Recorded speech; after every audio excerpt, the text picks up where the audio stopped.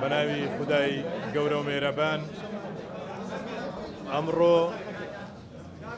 قۆناغێکی دیکەی نوێ لە مێژووی گەلی کوردستان و ئەزموونی حکومڕانی و شێوازی بەڕێوەبردننی وڵات و کابینەی نوێی حکوومەت لە ئایندێکی نوێدا چاوەڕوانی خەڵکی کوردستان دەکا. ئەمڕۆ ڕۆژێکی مێژوویی بوو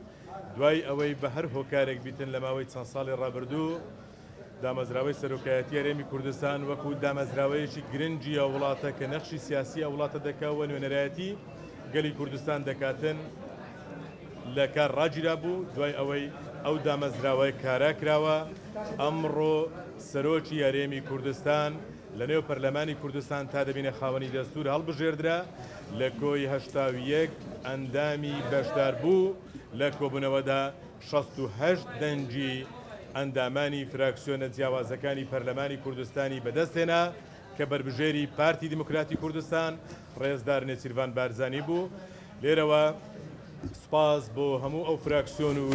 هێزانەی کە لە ماوەی ڕابردوودا ڕێکەوتنمان هەبوو. ئەمڕۆ ڕێکەوتنەکەیان وەکو خۆی جێبەجێ کرد بەداخیشەوە لە دوایین ساتەکانی بەر لە دەست پێکردنی کۆبوونەوە لەلایەن بەڕێزان لە فراکسیۆنی یەکێتی نیشتیمانی کوردستان ئاگادارکراینەوە کە بەشداری کۆبوونەوەکە ناکەن. چەند دەقەیەکیش کۆبوونەوە دواخرا و لەگەڵیان لە هەوڵدا بووین، بەڵام بەداخەوە دیار بوو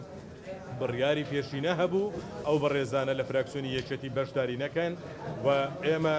نیگەرانین بۆ بابەتە چونکە ئەگەر ئەو کارەمان بویستە ئەنجامی بدەین بەبێ فراکسیۆنی یەکێتی وەکۆی لە ڕاگەاندراوەکان ئێستا باز لە تاگەڕەوی دەکرێت ئەگەر پارتی دیموکراتی کوردستان ئەو بابەتەی بویست بە بەدڵنیاییەوە 6 مانگ و 7 مانگ گەلی کوردستان چاوەڕوانی نەدەکرد ئەو پرۆسەیە بەڕێوە دەچوو. بەڵام مرونەت و سەبر و تەحملی پارتی دیموکراتی کوردستان بەکراوەیی بەرامبەر بە هەموو هێزەکان هێڵدرایەوە. نەمان دەویست ئەو پرۆسەیە بەو جۆرەبی وەکو لە ڕابردووشدا لە هەڵبژاردننی سەرۆکایەتی پەرلەمان تاکیدمان کردەوە نەمان دەویست بەبێ فراکسیۆن یەکێتی بکەین، بەڵام ئەوانن ئەو بڕیارە دەدەن. بۆیە ئەمڕۆکە پرۆسەکە بەڕێوە چوو. جارێکی دیکە سوپاسی ئەو هێزانە دەکەین و ئومێد دەکەین لە ئایندەدا ئەو قۆناغا کە لە پێشمانە قۆناغێکی مێژوویە بەڕێز سەرۆکی هەرێمی کوردستان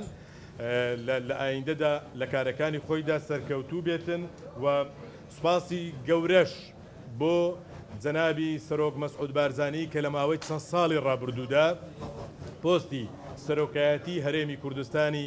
سەرۆکی هەرێمی کوردستان بوو. ناکرێت ڕۆڵی جەنابیان نادیدە بگرین کە لە ماوەی حکومڕانی جەنابیاندا هەیبەت و شکۆی کوردستان پارێزرا. جێگای تەقدیرە هیوادارین بەڕێز سەرۆکی هەرێمی کوردستان لە ئایندە ڕێزدار نێچیروان بارزانی تەواوکاری ئەو بەرنامانە بیتن کە لە ماوەی ڕابردوودا جەنابی سەرۆک کاری لە پێناودا کردیە.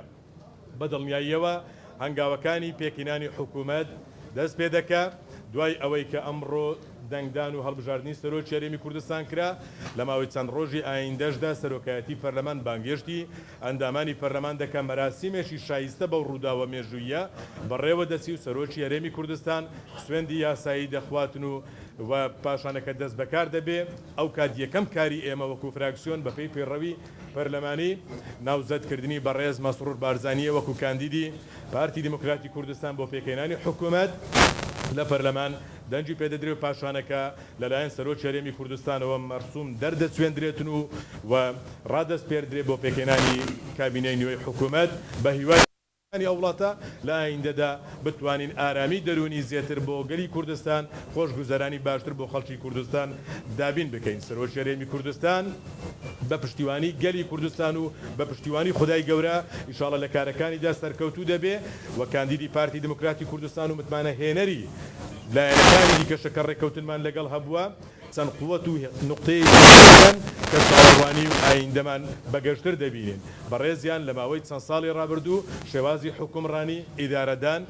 سەرپەرشتیکردنی ئەزەمات و تەجروبەی ڕابردووی حکومڕانی ئەو تەوزیف دەبێتن لە ئایندەدا لە سەرۆکایەتی هەرێمی کوردستان و کارەکانی زیاتر جێگا دەگرێت. پشتیوانی بەهێزی ئەو سەرۆکزانیە کە دیاریکراوی جەنابی سەرۆکە پشتیوانیەکی بەهێزی دەبێ سەرۆک کوردستان دەبێت لە ئایندە پشتیوانی بەهێزی سەرکردایەتی و هەموو ئەندام و دەنگدەران و جەماوەری پارتی کە ئێستا هێزەکەی لە پەرلەمان هێزی ڕقەمیەکە هەموو لایەک پشتیوانی ئەوەنەوەش هێزێکی دیکەیە پشتیوانی ئەو هێزانەی کە متمانیان پێداوە بە دڵنیایی لەسان دەبێ و پشتیوانی ئەو هێزانەش کە دەنجیان پێنەداوە بەڵام بە دڵنیاییەوە تێدەگەین ئەوانیش بە جۆرێک لە جۆرەکان حەزیان دەکرد لەگەڵ ئەو پرۆسی بەشدار بوون متمانە بەو بەڕێزە بدەن لە سەروی هەموو ئەوانەوە دنیا بینین و ڕوئیافراوانی جەنابیان و دیپلۆماسیەکان و پەیوەندی لەگەڵ قەزایەتی سیاسی عێراقی و کوردستانی و ناوچەیی وەرێمیەکان و پەیوەندیە فراوانی جەماوەری و ئاستە دیپلۆماسیەکانی ئەو تەوزیف دەبن لە هەرێمی کوردستان و